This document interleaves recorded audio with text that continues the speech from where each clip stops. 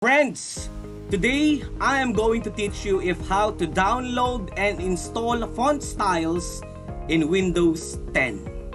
Hi there everyone, well it's me, Teacher Kevin, and this time all you need to do then is to sit back, relax, listen, watch, and learn. The first thing that I want you to take away from today is this: you will have good days and you will also have bad days.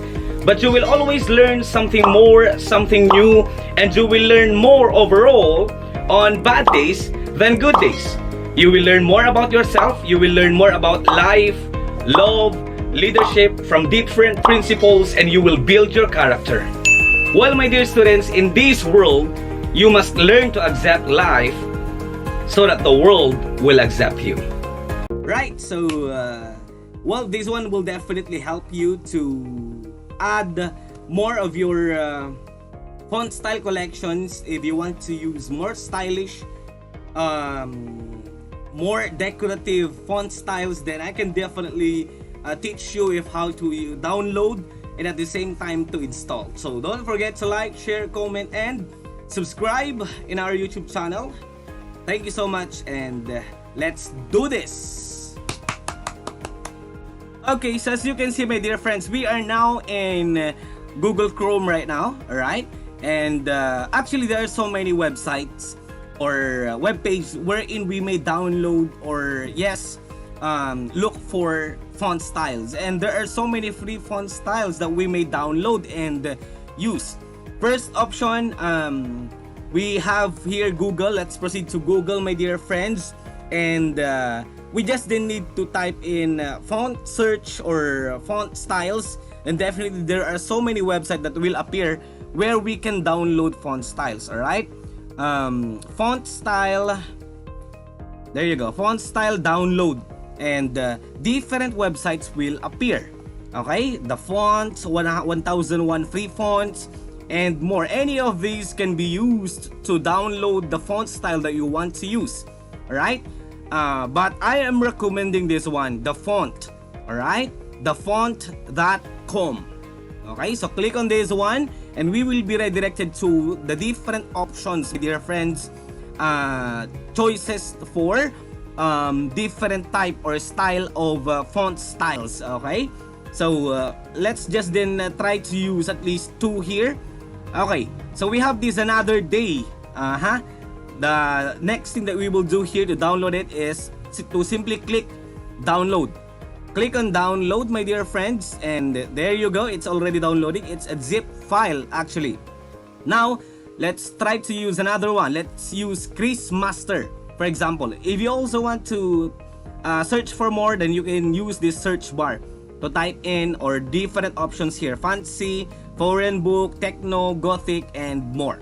Okay, this time we're going to download Chris Master. Click download, then it will automatically be downloaded. There you go. Then after the download, my dear friends, let's exit this one for a while. Then let's proceed to our downloads folder. There you go.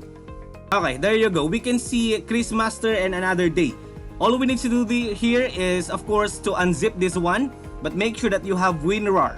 WinRAR installer will be used to unzip the zip file, okay, or to extract this one. So download link of WinRAR will be on the description below. All right, so right click on this one and choose extract to create another folder for this one. There you go, another day, and this one will appear. All we need to do here is to copy these two files with this type of layout. There you go, let's copy it both. Control C, then proceed to control panel. There you go. And then in here, let's proceed to appearance and personalization. Okay, click on that one. There you go, and we can see here fonts.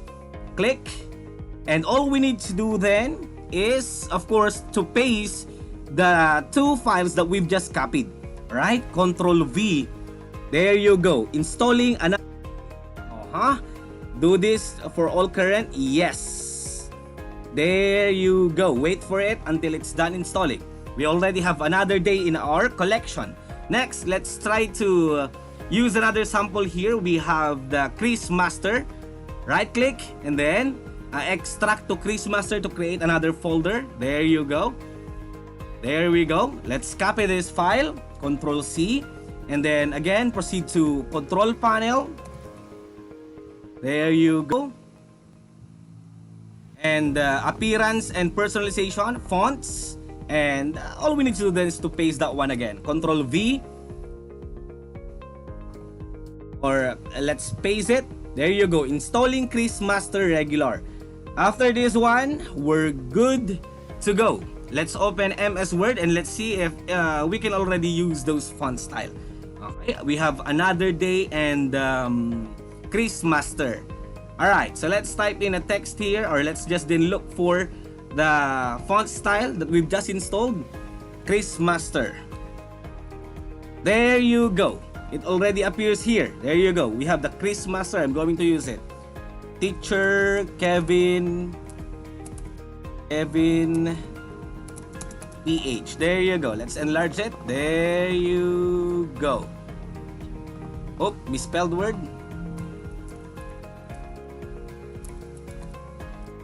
There you go. So this is Chrismaster, my dear friends. Alright. Next one, let's use another day. Let's just type in here another day. There you go. Hit enter. There you go. And let's type in another day. There you go. Teacher Kevin PH. There you go. The two font style that we've just downloaded. Thank you so much for watching. Hope you've learned something. And don't forget to like, share, comment, and subscribe. See you in my next video.